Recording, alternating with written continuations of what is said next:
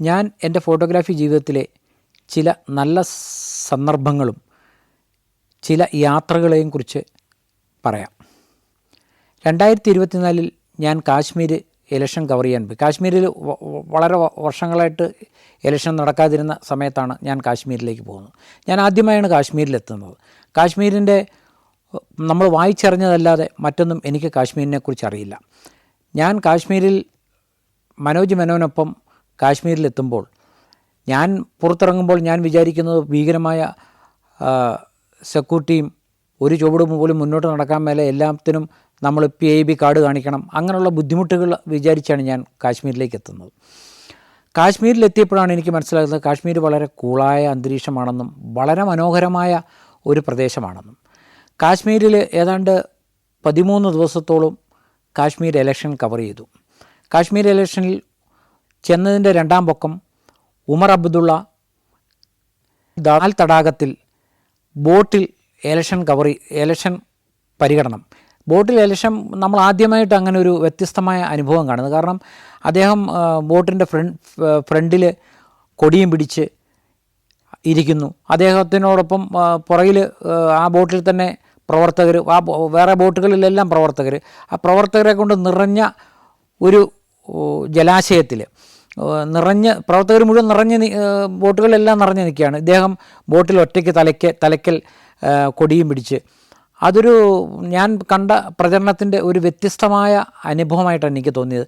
അതിനുശേഷം അദ്ദേഹം സ്പീഡ് ബോട്ടിൽ കയറിയിട്ട് അദ്ദേഹത്തിൻ്റെ ചിഹ്നമുള്ള കൊടി, ചുമല കളറിലുള്ള കൊടിയിൽ അദ്ദേഹത്തിൻ്റെ ചിഹ്നം വരച്ചത്, ആ കൊടിയിൽ പിടിച്ചുകൊണ്ട് ഈ ബോട്ട് അതിശക്തമായ സ്പീഡിൽ നമ്മൾ അതൊരു മുഖ്യമന്ത്രിയായിരുന്ന വ്യക്തി, ഈ അടുത്ത മുഖ്യമന്ത്രിയാകാൻ പോകുന്ന വ്യക്തി, അദ്ദേഹത്തിൻ്റെ ആ പ്രകടനം, ആ ജലാശയത്തിലെ ആ പ്രകടനം അതിമനോഹരമായി തോന്നി. ഒരു വ്യത്യസ്തമായ ഒരു സാധാരണ മനുഷ്യൻ എങ്ങനെ ബോട്ടിലൂടെ ഈ പ്രകടനം കാഴ്ചവെക്കുന്നോ അതുപോണക്ക് ഒരു സിമ്പിൾ മനുഷ്യനായിട്ടാണ് എനിക്ക് ഉമർ അബ്ദുള്ളയെ അവിടെ പരിചയപ്പെടാൻ സാധിച്ചത്. അദ്ദേഹത്തോട് നമുക്ക് 2-3 കാര്യങ്ങൾ കേരളത്തിൽ നിന്നുള്ള പത്രമാണെന്നും മറ്റ് കാര്യങ്ങളും അദ്ദേഹത്തോട് പറയാൻ സാധിച്ചു. അദ്ദേഹം ഇൻ്റർവ്യൂ ചോദിച്ചിട്ട് നമുക്ക് കിട്ടിയില്ല, അത് വേറൊരു കാര്യം. എന്നാൽ പോലും ഇത്രയും വ്യത്യസ്തതയുള്ള ഒരു ഇലക്ഷൻ ക്യാമ്പയിൻ എനിക്ക് മറ്റൊരിടത്തും കാണാൻ സാധിച്ചിട്ടില്ല.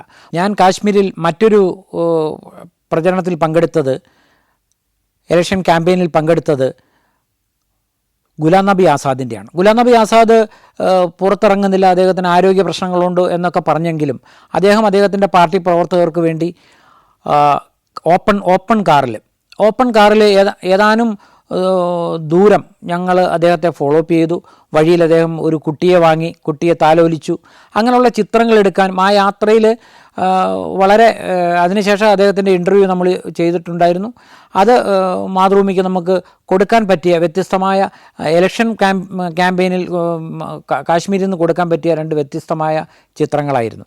അതിനുശേഷം മറ്റൊരു ദിവസം ഞങ്ങൾ ഇന്ത്യയുടെ അവസാന ഗ്രാമം, ആ ഗ്രാമത്തിലേക്ക് പോകാൻ തീരുമാനിച്ചു. നമ്മുടെ ഡ്രൈവറോട് ഈ വിവരങ്ങൾ പറഞ്ഞപ്പോൾ അദ്ദേഹം പറഞ്ഞു ഇതിന് നമ്മൾ പെർമിറ്റ് എടുക്കണം. ആ പെർമിറ്റിൻ്റെ കാര്യങ്ങൾ തലേദിവസം തന്നെ ചെയ്യാൻ പറ്റി. അതെല്ലാം ഡ്രൈവർ തന്നെ നമുക്ക് ചെയ്തു തന്നു. നമ്മുടെ ഡ്രൈവർ തൻവീറായിരുന്നു. അദ്ദേഹം വേണ്ട രീതിയിൽ നമ്മുടെ ആധാർ കാർഡും മറ്റ് കാര്യങ്ങളും ഒക്കെ വാങ്ങിയിട്ട് അത് വേണ്ട രീതിയിൽ ചെയ്തു തന്നു. അങ്ങനെ ഞങ്ങൾ പിറ്റേ ദിവസം ഞാനും മനോജ് മേനോനും കാറിൽ ഇന്ത്യയുടെ അവസാന ഗ്രാമം വരെ പോയി. ഇതിനിടയിൽ പല സ്ഥലങ്ങളിലും പട്ടാളം നമ്മളെ ചെക്ക് ചെയ്യുന്നുണ്ട്, നമ്മളോട് വിവരങ്ങൾ ചോദിക്കുന്നുണ്ട്. എങ്കിലും നമ്മൾക്ക് അങ്ങോട്ട് പോകാൻ വലിയ വിഷമം പെട്ടില്ല എന്നാണ് എനിക്ക് തോന്നുന്നത്. തിരിച്ചു വരുമ്പോഴാണ് അതിൻ്റെ ചെക്കിങ്ങിൻ്റെ മറ്റൊരു വശം ഉണ്ടായത്. ഞങ്ങൾ അവിടെ എത്തി ആ ഗ്രാമത്തിൽ നിന്നുകൊണ്ട് നമ്മൾ പാക് അധീന കാശ്മീരിലേക്ക് 400 ലെൻസ് ഉപയോഗിച്ച് ഏതാണ്ട് അടുത്ത് നമുക്ക് കാണത്തക്ക രീതിയിൽ നല്ല ചിത്രങ്ങൾ എടുക്കാൻ സാധിച്ചു. അപ്പോൾ നമ്മളവിടെ ഇന്ത്യൻ പട്ടാളക്കാരവിടെ ഉണ്ടായിരുന്നു. അവരോടൊക്കെ വിവരങ്ങൾ അന്വേഷിച്ചപ്പോൾ ഈ പാക് അധീന കാശ്മീർ നമ്മളിൽ നിന്നും പാകിസ്ഥാൻ ഒരു കാലത്ത് പിടിച്ചെടുത്ത സ്ഥലമാണ്. അവിടുത്തെ ബന്ധുക്കൾ ഇവിടെയുണ്ട്, ഇവിടുത്തെ ബന്ധുക്കൾ അവിടെയുണ്ട്. അപ്പോൾ ഈ സ്ഥലങ്ങളിൽ സംഭവിക്കുന്ന മറ്റൊരു കാര്യം, അവിടെ ആരെങ്കിലും മരിച്ചാൽ അവരെ പൊതു സ്ഥലത്ത് ആ ബോഡി വയ്ക്കുകയും ഇവിടെ നിന്ന് ആൾക്കാർ അവർക്ക് വേണ്ടി പ്രാർത്ഥിക്കുകയും ചെയ്യും. അതുപോലെ തിരിച്ചും ഇവിടെ ആരെങ്കിലും മരിച്ചാൽ ഇവിടെ ഒരു പൊതുസ്ഥലത്ത് അവരുടെ ബോഡി വെച്ചിട്ട് അവിടെ നിന്ന് ആൾക്കാർ, അവരുടെ ബന്ധുക്കൾ അവർക്ക് വേണ്ടി പ്രാർത്ഥിക്കും. ഇങ്ങനെ ഒരു എന്താ പറയുക, വളരെ കോമണായിട്ട് രണ്ട് സ്ഥലങ്ങളിലും രണ്ട് പേരുടെയും ബന്ധുക്കൾ അങ്ങോട്ടും ഇങ്ങോട്ടുമുള്ള ഒരു ലാസ്റ്റ് ഗ്രാമമാണ് നമ്മൾ പോയത്. അവിടെ നമ്മൾ സൈന്യത്തിൻ്റെതായ കുറേ ഓഫീസുകളും കാര്യങ്ങളും എല്ലാം ആ സ്ഥലങ്ങളിലുണ്ട്. ഞങ്ങൾ തിരിച്ച് ശ്രീനഗറിലേക്ക് പോകുമ്പോൾ അവിടുന്ന് നമ്മൾ തിരിച്ചു പോകുമ്പോഴാണ് നമുക്ക് ഭീകരമായ ചെക്കിങ്. കാരണം നമ്മൾ കാശ്മീരിലേക്ക് കടക്കാൻ ഇന്ത്യയുടെ ലാസ്റ്റ് ഗ്രാമം വരെ പോയെങ്കിൽ പോലും നമ്മൾ തിരിച്ചു പോകുമ്പോൾ അവിടെ നമ്മുടെ ബാഗുകൾ കംപ്ലീറ്റ് പരിശോധിക്കും, നമ്മുടെ ദേഹപരിശോധന നടത്തും. കാരണം എന്തെന്ന് ചോദിച്ചാൽ, ഒന്നിൽ നമ്മൾ മയക്കുമരുന്നോ അങ്ങനെയുള്ള എന്തെങ്കിലും സാധനങ്ങളുമായിട്ട് പോകുന്നുണ്ടോ, ഇതൊക്കെ ആയിരിക്കും ഒരു പക്ഷേ അവർ പരിശോധിക്കുന്നതെന്നാണ് ഞങ്ങൾക്ക് സംശയം തോന്നിയത്. അങ്ങനെ പാക് അധീന കാശ്മീരിൻ്റെ ഭാഗങ്ങൾ കാണാൻ സാധിച്ചു. അത് ഒരു പക്ഷേ നമ്മുടെ ജീവിതത്തിലെ വലിയൊരു ആഗ്രഹമായിരുന്നു അത് കാണാൻ സാധിക്കുക എന്നുള്ളത്. അത് നമുക്ക് കാണാൻ സാധിച്ചു. ഇതൊക്കെ നമ്മൾ മാതൃഭൂമിയിൽ ജോലി ചെയ്തതിൻ്റെ ഒരു അനുഭവം കൂടി ആയിരിക്കാം. കാരണം മാതൃഭൂമി ഇങ്ങനെയുള്ള കാര്യങ്ങൾക്ക് വളരെ ഫ്രീ ആയിട്ട് വിടുകയും നമുക്ക് പറ്റുന്ന രീതിയിലുള്ള സ്റ്റോറികൾ ചെയ്യാൻ പറ്റുകയും ഇതൊക്കെ മാതൃഭൂമിയുടെ ഒരു സഹായമാണ്. മറ്റൊരു ഇലക്ഷൻ യാത്രയുടെ ചെറിയ രസകരമല്ലെങ്കിലും ആദ്യമായി കാണുന്ന ഒരു ചിത്രമാണ്. ഞാൻ അമേഠിയിൽ ഇലക്ഷൻ കവർ ചെയ്യാൻ പോയി. അന്ന് രാഹുൽ ഗാന്ധി ആദ്യമായി അമേഠിയിൽ നിന്ന് മത്സരിക്കുകയാണ്. നോമിനേഷൻ ഫയൽ ചെയ്യുന്ന മുറിയിൽ ഏതാനും ചുരുങ്ങിയ ഫോട്ടോഗ്രാഫർമാർ മാത്രമേ അവിടെ ഉണ്ടായിരുന്നുള്ളൂ.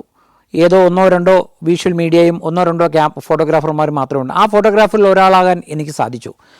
നോമിനേഷൻ ഫില്ലപ്പ് ചെയ്ത് അതിൻ്റെ സൈൻ ചെയ്ത് അത് അദ്ദേഹം വരണാധികാരിക്ക് കൈമാറിയപ്പോൾ അദ്ദേഹം തൊട്ടടുത്ത് നിന്ന അമ്മയെ ചുംബിച്ചു.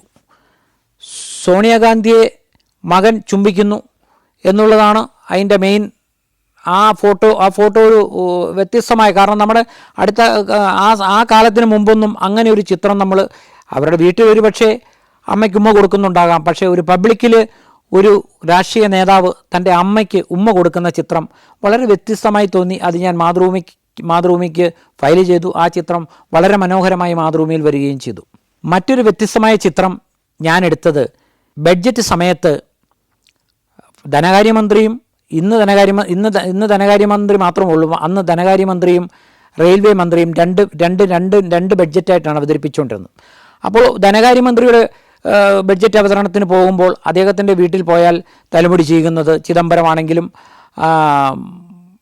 പ്രണവ് മുഖർജി ആയിരുന്നപ്പോഴും ഇങ്ങനെയുള്ള ചിത്രങ്ങൾ നമുക്ക് എടുക്കാൻ സാധിക്കുമായിരുന്നു. അങ്ങനെ ഒരവസരത്തിൽ ലാലു പ്രസാദ് യാദവ് റെയിൽവേ മന്ത്രിയായിരുന്നപ്പോൾ അദ്ദേഹത്തിൻ്റെ വസതിയിൽ റെയിൽവേ ബഡ്ജറ്റ് അവതരിപ്പിക്കുന്ന അന്ന് രാവിലെ അദ്ദേഹത്തിൻ്റെ വസതിയിൽ പോയി. അദ്ദേഹത്തിൻ്റെ വസതിയിൽ പോയപ്പോൾ അന്ന് അവിടെ കണ്ട ഒരു പ്രത്യേകത എന്താണെന്ന് ചോദിച്ചാൽ, അദ്ദേഹത്തിൻ്റെ വസതിയിൽ ചാപ്രയുണ്ട്. പശുക്കളെ വളർത്തുന്ന ഒരു ചാപ്രയുണ്ട്. 3-4 പശുക്കൾ അദ്ദേഹത്തിൻ്റെ ഡൽഹിയിലെ വീട്ടിൽ വളർത്തുന്നുണ്ട്. ആ ഒരു പശുവിൻ്റെ അകിടിൽ പിടിച്ച് അമർത്തുകയാണ്, ഇങ്ങനെ ഞെക്കുകയാണ്. അപ്പോൾ അതിൽ നിന്നും പാല് ചുരന്ന് വളരെ ദൂരേക്ക് തെറിച്ചു പോവുകയാണ്. അത് ആ ചിത്രം പകർത്തിയപ്പം എൻ്റെ മനസ്സിൽ ഭയങ്കര സന്തോഷം തോന്നി. കാരണം ഒരു രാഷ്ട്രീയ നേതാവ് പബ്ലിക്കായിട്ട്, ആരും പശുവിനെ കറങ്ങും, പക്ഷേ പബ്ലിക്കായിട്ട് ഫോട്ടോയ്ക്ക് പോസ് ചെയ്യുന്ന അങ്ങനത്തെ ഒരു വ്യക്തിയാണ് ലാലു പ്രസാദ് യാദവ്. അങ്ങനെ ഒരു മനോഹര ചിത്രം എനിക്ക് ഡൽഹിയിൽ ലാലു പ്രസാദ് യാദവിൻ്റെ പകർത്താൻ പറ്റിയിട്ടുണ്ട്. AK ആൻ്റണി പ്രതിരോധ മന്ത്രിയായിരിക്കുമ്പോൾ അദ്ദേഹം ലഡാക്കിൽ പോയിട്ട് തിരിച്ചു വരുന്ന വരവാണ്. ആ വരവിൽ അദ്ദേഹം പട്ടാളത്തിൻ്റെ വേഷമണിഞ്ഞാണ് വന്നത്. ഇദ്ദേഹം വരുമെന്നും ഇദ്ദേഹം പട്ടാളത്തിൻ്റെ വേഷത്തിലാണെന്നും എനിക്ക് ചിലരിൽ നിന്ന് അറിയാൻ കഴിഞ്ഞതിനെ തുടർന്ന് ഞാൻ അദ്ദേഹത്തിൻ്റെ ഫ്ലാറ്റിൻ്റെ താഴെ മണിക്കൂറുകൾ, ഏതാണ്ട് 5-6 മണിക്കൂറുകൾ ഞാൻ വെയിറ്റ് ചെയ്തു. ആ വെയിറ്റ് ചെയ്തതിന് എനിക്ക് ഫലമുണ്ടായി.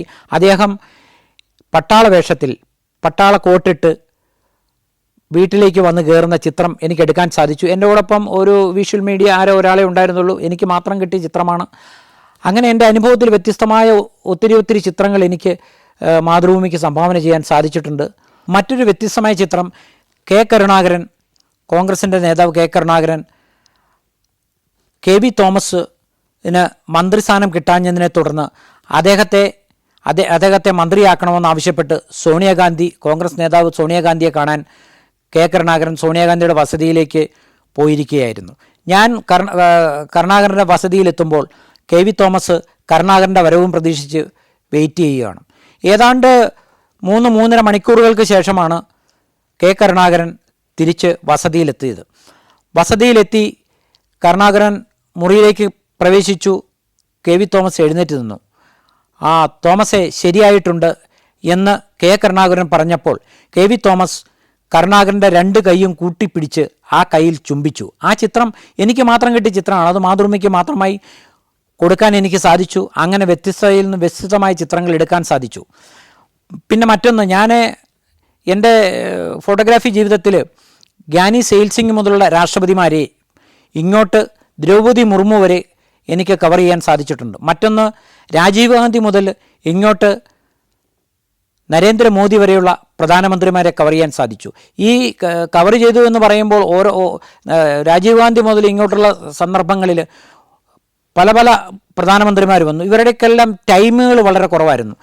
രാജീവ് ഗാന്ധിക്ക് ശേഷം വന്ന VP സിംഗ് 1 വർഷമാണ് പ്രധാനമന്ത്രി സ്ഥാനത്തിരുന്നത്. VP സിംഗിന് ശേഷം വന്ന ചന്ദ്രശേഖർ 1 വർഷമാണ് പ്രധാനമന്ത്രിയായിരുന്നത്. അതിനുശേഷം വന്ന നരസിംഹ റാവു 5 വർഷം പ്രധാനമന്ത്രിയായിരുന്നു. അതിനുശേഷം വന്ന വാജ്പേയി 13 ദിവസവും അതിനുശേഷം 13 മാസവും അധികാരത്തിലിരുന്നു. വാജ്പേയി അധികാരത്തിലിരുന്ന 13 ദിവസം ഭൂരിപക്ഷം തെളിയിക്കാഞ്ഞതിനെ തുടർന്ന് രാജിവെക്കേണ്ടി വന്നു. അതിനുശേഷം വാജ്പേയി 13 മാസം അധികാരത്തിലിരുന്നു. 13 മാസത്തെ ഭരണം ജയലളിതയുടെ സപ്പോർട്ട് പിൻവലിച്ചതിനെ തുടർന്ന് രാജിവെക്കേണ്ടി വന്നു. അതിനുശേഷം അധികാരത്തിൽ വന്നത് HC ദേവഗൗഡയാണ്. അദ്ദേഹവും 1 വർഷം മാത്രമാണ് അധികാരത്തിലിരുന്നത്. അദ്ദേഹത്തിന് ശേഷം വന്നത് IK ഗുജറാളാണ്. അദ്ദേഹവും 1 വർഷം മാത്രമാണ് അധികാരത്തിലിരുന്നത്. അതിനുശേഷം വന്നത് വാജ്പേയി 5 വർഷം അധികാരത്തിലിരുന്നു. വാജ്പേയിയുടെ സമയത്താണ് ജയലളിത തമിഴ്നാട്ടിൽ നിന്നും കസേരയുമായി ഡൽഹിയിലേക്ക് വന്നത്. കാരണം ജയലളിതയ്ക്ക് വിജ്ഞാൻ ഭവനിലാണെങ്കിലും പല മീറ്റിങ്ങുകളിലാണെങ്കിലും ജയലളിതയുടെ കസേര തന്നെ ഇരിക്കണമായിരുന്നു. ഈ കസേര കൊണ്ടുപോകുന്നത് തന്നെ ഒരു കഥയാണ്. ഈ കസേര കൊണ്ടുപോകുന്നത് തന്നെ ചിത്രങ്ങൾ പലതും നമുക്ക് എടുക്കാൻ സാധിച്ചിട്ടുണ്ട്. തമിഴ്നാട്ടിൽ നിന്നും കസേരയുമായി ഡൽഹിയിലേക്ക് വരുന്നു എന്ന് പറയുന്നത് തന്നെ ഒരു രസകരമായ കാഴ്ചയാണ്. Vietnam, France, Belgium, Netherlands, Mexico, Greece. Sancharam volume number 18 full HDയിലുള്ള ഈ അപൂർവ ദൃശ്യയാത്രാ വിവരണ ശേഖരം സ്വന്തമാക്കാൻ സഞ്ചാരം എന്ന് SMS ചെയ്യൂ. ഫോൺ 99544422. പിന്നീട് മൻമോഹൻ സിംഗ് 10 വർഷം രാജ്യം ഭരിച്ചു. രാജ്യത്തെ പ്രധാനമന്ത്രിയായിരുന്നു. മൻമോഹൻ സിംഗിൻ്റെ ആദ്യത്തെ 5 വർഷത്തെ കാലഘട്ടത്തിൽ എൻ്റെ മനസ്സിൽ തോന്നിയ മറ്റൊരു ചിത്രം, CPMൻ്റെ ഏതോ നേതാവ് ആരാന്ന് ഞാൻ ഓർക്കുന്നില്ല, ഒരു നേതാവിൻ്റെ മരണമുണ്ടായി. ആ മരണത്തിന് അനുശോചന മീറ്റിംഗ് സംഘടിപ്പിച്ചപ്പോൾ അന്നത്തെ പ്രധാനമന്ത്രി മൻമോഹൻ സിംഗ് അരിവാൾ ചുറ്റികയുടെ പോഡിയത്തിൽ നിന്ന് പ്രസംഗിക്കുന്നതാണ് ഒരു വ്യത്യസ്തമായ ചിത്രമായി എൻ്റെ മനസ്സിൽ തെളിഞ്ഞത്. അത് ഞാൻ എടുത്തു, അത് മാതൃഭൂമി പബ്ലിഷ് ചെയ്തു. അതിനുശേഷം മോദിയുടെ വരവാണ്. മോദി ഏതാണ്ട് 12 വർഷത്തോളം പിന്നിട്ട് കഴിഞ്ഞിരിക്കുന്നു. വാജ്പേയി പ്രധാനമന്ത്രിയായിരുന്ന കാലഘട്ടത്തിൽ വാജ്പേയി ഒരിക്കലും ഒരു ഫോട്ടോഗ്രാഫറോട് മുഷിപ്പായിട്ട് ഒന്നും പറയുകയോ ചെയ്യുകയോ ഇല്ലായിരുന്നു. വാജ്പേയിയോട് ഒരു പ്രാവശ്യം കൂടി സാർ ഫോട്ടോ ആയില്ല, ഒന്നുകൂടെ അത് ചെയ്യണമെന്ന് പറഞ്ഞാൽ അദ്ദേഹം കൈപൊക്കും, അല്ലെങ്കിൽ നമസ്തേ പറയും. അതൊരു വാജ്പേയിയുടെ രീതിയായിരുന്നു. അദ്ദേഹം പ്രധാനമന്ത്രി സ്ഥാനം ഒഴിയുന്ന സമയത്ത് ഡൽഹിയിലുള്ള സകല ഫോട്ടോഗ്രാഫർമാരെയും വിളിച്ച് അവരോടൊപ്പം ചിത്രമെടുക്കാൻ അദ്ദേഹം തയ്യാറായി. മറ്റൊന്ന് APJ അബ്ദുൽ കലാമാണ്. അദ്ദേഹത്തിന് ഒരു വ്യത്യസ്തമായ കാഴ്ചപ്പാടുള്ള മനുഷ്യൻ, അദ്ദേഹം വ്യത്യസ്തനായ ഒരു വ്യക്തിയായിരുന്നു. ഞാൻ ഏറെ സ്നേഹിച്ച ആളായിരുന്നു. അദ്ദേഹം ചിത്രമെടുക്കുമ്പോൾ അദ്ദേഹത്തിന് തമിഴ് ചൊവ്വയാണല്ലോ ചിത്രം എടുക്കുമ്പോൾ സംസാരിക്കുന്നത്. അദ്ദേഹത്തിൻ്റെ ഒരു ചിത്രം എടുക്കുമ്പോൾ അദ്ദേഹം ചോദിക്കും, ഓക്കെ, യു ആർ ഓക്കെ. ഒരു 2 പ്രാവശ്യമെങ്കിലും അദ്ദേഹം ആക്ഷൻ കാണിക്കും. അത് പറ്റിയില്ലെങ്കിൽ യു ആർ ഓക്കെ, നിങ്ങൾ ഓക്കെ ആണോ എന്ന് അദ്ദേഹത്തിൻ്റെ ചോദ്യമാണ്. ആ ചോദ്യത്തിൽ ഇല്ല എന്ന് പറഞ്ഞാൽ അദ്ദേഹം പിന്നെയും അത് റിപ്പീറ്റ് ചെയ്യും. അങ്ങനത്തെ ഒരു വ്യക്തിത്വമായിരുന്നു. അത് ഫോട്ടോഗ്രാഫർമാർക്ക് ഏറ്റവും ഗുണം ചെയ്തു എന്നേ എനിക്ക് പറയാൻ സാധിക്കുകയുള്ളൂ. ഇപ്പോഴത്തെ പ്രധാനമന്ത്രി നരേന്ദ്രമോദി ഒരു പക്ഷേ SPG-ക്കാർ വളരെ തള്ളി നിൽക്കുന്ന ഒരു ഇതിലല്ല. SPG-ക്കാരെ കുറച്ച് ഡിസ്റ്റൻസിൽ നിർത്തിയതിന് ശേഷമേ അദ്ദേഹം ഫോട്ടോയ്ക്ക് പോസ് ചെയ്യാറുള്ളൂ. അതുകൊണ്ട് നമുക്ക് നല്ല ഫോട്ടോകൾ മോദിയുടെ എടുക്കാൻ സാധിച്ചിട്ടുണ്ട്. അതിൽ പ്രധാനമന്ത്രി മൻമോഹൻ സിംഗ് അദ്ദേഹത്തിന് ഒന്ന് പ്രായത്തിൻ്റെ ബുദ്ധിമുട്ടുകൾ കൊണ്ടും SPG വളരെ പൊതിഞ്ഞാണ് അദ്ദേഹത്തെ കൊണ്ടു നടക്കുന്നത്. അതുകൊണ്ട് നമുക്ക് പടം എടുക്കാനായിട്ട് ചിത്രങ്ങൾ എടുക്കണമെങ്കിൽ റിക്വസ്റ്റ് ചെയ്യേണ്ടി വരും. SPG ഒന്ന് സൈഡ് തരണേ, ഒരു പടം എടുക്കട്ടെ എന്ന് ചോദിക്കേണ്ട ഒരു അവസ്ഥ നമ്മുടെ ജീവിതത്തിലുണ്ടായിട്ടുണ്ട്. പ്രധാനമന്ത്രി മൻമോഹൻ സിംഗ് പല പ്രാവശ്യം കാലുവഴുതി വീഴാൻ പോയിട്ടുണ്ട്. SPG അതുകൊണ്ടാണ് അദ്ദേഹത്തെ കൂടെ ചേർത്ത് നടക്കുന്നത് എന്ന് നമ്മൾക്കറിയാം. പക്ഷേ നമ്മൾ ചില ചിത്രങ്ങൾ എടുക്കുമ്പോൾ മൻമോഹൻ സിംഗ്ജിയെ കാണാത്ത വിധത്തിൽ പടമെടുക്കാൻ വേണ്ടി നമ്മൾ റിക്വസ്റ്റ് ചെയ്യാറുണ്ട് SPG-യോട്, കുറച്ചൊന്ന് മാറി നിന്ന് തരണേ എന്നാലേ പടം എടുക്കാൻ പറ്റുള്ളൂ എന്ന്. അതുപോണക്കൊരു സംഭവമാണ് വാജ്പേയിയെ നമ്മൾ ചിത്രം എടുക്കുമ്പോൾ SPG-ക്കാർ ഒരുമാതിരി വാജ്പേയിയുടെ മുട്ടിന് ഓപ്പറേഷൻ കഴിഞ്ഞതിന് ശേഷം വളരെ ബുദ്ധിമുട്ടിയാണ് SPG-ക്കാരെ ഒന്ന് മാറ്റി നിർത്തി 2 ചിത്രം എടുക്കാൻ സാധിച്ചിട്ടുള്ളത്. ഇതൊക്കെ ഫോട്ടോഗ്രാഫി ജീവിതത്തിലെ വ്യത്യസ്തമായ അനുഭവങ്ങളാണ്. ഫിഫ ലോകകപ്പ് അണ്ടർ-17 ഫുട്ബോൾ കവർ ചെയ്യാൻ ഞാൻ ഗോഹട്ടിയിലേക്ക് പോയി. ഗോഹട്ടി എയർപോർട്ടിൽ ഞാൻ വെയിറ്റ് ചെയ്തു. കാരണം എന്നോടൊപ്പം വരേണ്ട റിപ്പോർട്ടർ കോഴിക്കോട് നിന്നും PT ബേബിയാണ്. ഞാൻ PT ബേബിയെ നേരിട്ട് കണ്ടിട്ടില്ല, ഫോണിൽ സംസാരിച്ചിട്ട് മാത്രമേ ഉള്ളൂ. പക്ഷേ PT ബേബി ഫ്ലൈറ്റ് ഇറങ്ങി വരുന്നത് ഞാൻ PT ബേബിയെ ഐഡൻറ്റിഫൈ ചെയ്തു. ഞാൻ പറഞ്ഞു, താങ്കൾ PT ബേബി അല്ലേ? അതെ, ഞാനാണ്. അങ്ങനെ ഞാനും PT ബേബിയും കൂടി ഗോഹട്ടിയിൽ ഫുട്ബോൾ കവർ ചെയ്തു. 2 ദിവസത്തെ കളിക്ക് ശേഷം തുടർച്ചയായ മഴയായിരുന്നു. കളികൾ നിർത്തിവെക്കപ്പെട്ടു. അപ്പോൾ എൻ്റെ റിപ്പോർട്ടർ PT ബേബിക്ക് തോന്നിയ ഒരു ഐഡിയ, മണിപ്പൂരിൽ പോയാൽ അണ്ടർ-17 ഇന്ത്യയുടെ ഫുട്ബോൾ ക്യാപ്റ്റൻ അമർജിത് സിംഗ് കിയാമിനെ വീട്ടിൽ പോകാമെന്നും അവരെക്കുറിച്ചൊരു സ്റ്റോറി ചെയ്യാമെന്നും മനസ്സിൽ അദ്ദേഹത്തിന് തോന്നിയതുകൊണ്ട് അദ്ദേഹം എന്നോട് പറഞ്ഞു, നമുക്കിങ്ങനൊന്നും ചെയ്താലോ ഉണ്ണി. അങ്ങനെ ഞാനും PT ബേബിയും കൂടെ മണിപ്പൂരിലെത്തി. മണിപ്പൂരുകാരനായ ഹിന്ദി അറിയാവുന്ന ഒരു ടാക്സി ഡ്രൈവറെ തപ്പിപ്പിടിച്ചു. കാരണം മണിപ്പൂരിൻ്റെ ഭാഷ നമുക്കറിയില്ല. മണിപ്പൂരിൽ ഹിന്ദി അറിയാമെങ്കിൽ നമുക്ക് അത് മനസ്സിലാക്കിയെടുക്കാൻ സാധിക്കും. അദ്ദേഹത്തോട് ഹിന്ദി ചോദിച്ച് അദ്ദേഹം മണിപ്പൂരി ചോദിച്ച് നമുക്ക് എടുക്കാൻ പറ്റും. അപ്പോൾ ഞാൻ അങ്ങനെ ഒരാളിനെ തപ്പിപ്പിടിച്ചാണ് മണിപ്പൂരിൻ്റെ ഗ്രാമങ്ങളിലേക്ക് പോയത്. വളരെ ദൂരത്തെ യാത്രയ്ക്ക് ശേഷമാണ് ഈ ഇന്ത്യൻ ക്യാപ്റ്റൻ്റെ വീട്ടിലെത്തിയപ്പോൾ വീട്ടിൽ ആരും തന്നെ ഇല്ല, വീട് പൂട്ടിക്കിടക്കുന്നു. ഞങ്ങളവിടെ വെയിറ്റ് ചെയ്തപ്പം എന്താ സംഭവം എന്ന് ചോദിച്ചാൽ, ഈ ക്യാപ്റ്റൻ്റെ അമ്മ മത്സ്യ കച്ചവടമാണ്.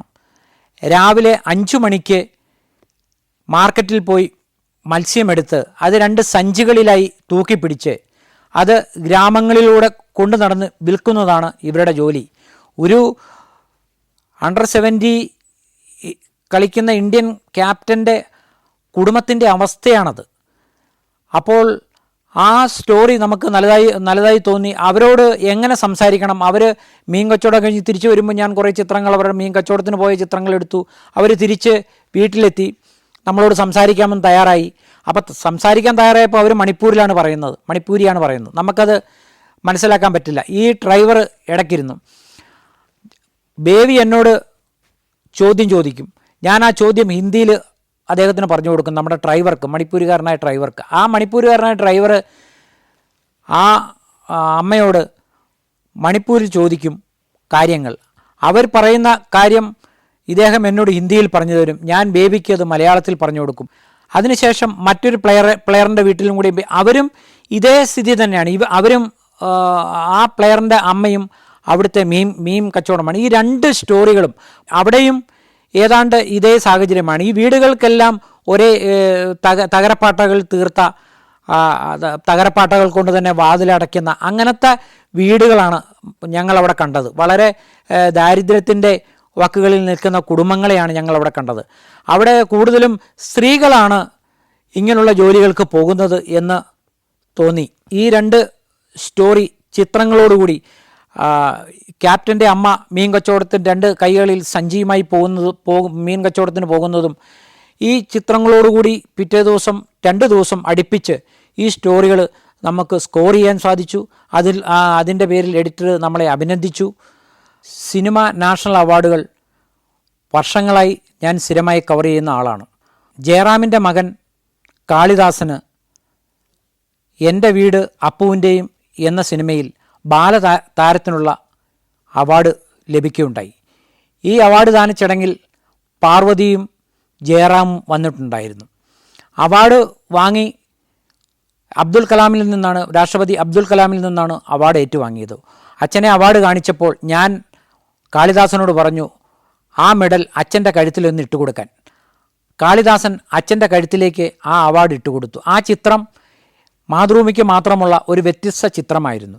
എൻ്റെ അവാർഡ് അച്ഛൻ്റെയും എന്നാണെന്ന് എനിക്ക് തോന്നുന്നു അതിന് ക്യാച്ച് വേർഡ് ഇട്ടത്. അത് വളരെ മനോഹരമായ ചിത്രമായിരുന്നു. എന്നെ പിന്നീട് ജയറാം പല പ്രാവശ്യം വിളിക്കുകയും ആ ചിത്രങ്ങൾ ആവശ്യപ്പെടുകയും ആ ചിത്രങ്ങൾ ഞാൻ അദ്ദേഹത്തിന് സമ്മാനിക്കുകയും ചെയ്തിട്ടുണ്ട്. അവസാനമായി ഞാൻ മോഹൻലാൽ ഫാൽക്കെ പുരസ്കാരം ഏറ്റുവാങ്ങുന്ന ആ ചിത്രം മാതൃഭൂമി ഫ്രണ്ട് പേജിൽ വളരെ നന്നായി വന്നു.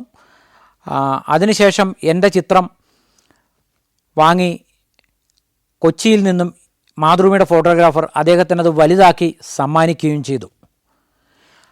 അതുകൂടാതെ രാഷ്ട്രപതി ഭവനിൽ നടന്നുകൊണ്ടിരുന്ന പത്മശ്രീ പത്മ പുരസ്കാരങ്ങൾ മുഴുവനും വർഷങ്ങളായി ഞാൻ കവർ ചെയ്തിട്ടുണ്ട്. ഫോട്ടോഗ്രാഫി ജീവിതത്തിൽ 4 പതിറ്റാണ്ട് ഡൽഹിയിൽ വർക്ക് ചെയ്യുകയും ഇപ്പോൾ റിട്ടയറായി കേരളത്തിൽ എത്തുകയും ചെയ്ത എൻ്റെ ഡൽഹിയിലെ ഫോട്ടോഗ്രാഫി ജീവിതത്തിൻ്റെ കഥകളാണ് ഞാൻ നിങ്ങളോട് പങ്കുവച്ചത്. ഡൽഹിയുടെ ഫോട്ടോഗ്രാഫി കഥകൾ ശ്രവിച്ച നിങ്ങൾക്ക് ഓരോരുത്തർക്കും ഞാൻ നന്ദി പറയുന്നു.